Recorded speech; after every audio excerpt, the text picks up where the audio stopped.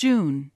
Detail of Saints Peter and Paul by L. Greco, Domenico, Theotokopulos, 1541 to 1614.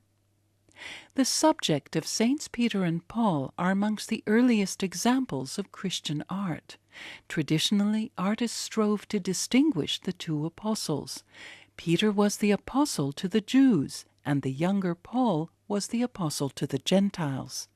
In this detail from a painting by El Greco, the artist adopts an unconventional view of the two martyrs.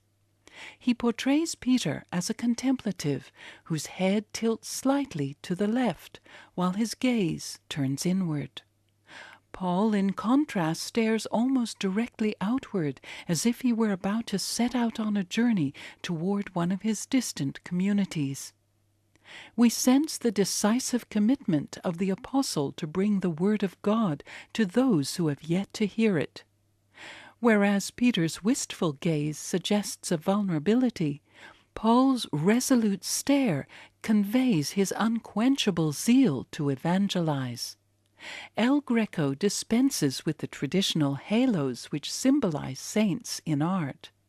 Yet his original 16th-century audience would surely have recognized the two founders of the Church. In an unbroken tradition, artists had assigned to the two saints distinguishing facial features. Like previous painters, El Greco portrayed Peter with short gray hair and a curly beard, while he depicted Paul as bald with a dark beard. Not only does this contrasting characterization help us to identify the saints, but it also hints at deeper contrasts in their spiritual gifts. This painting nevertheless shows the two apostles expressing a unity of purpose that transcends difference in their personalities.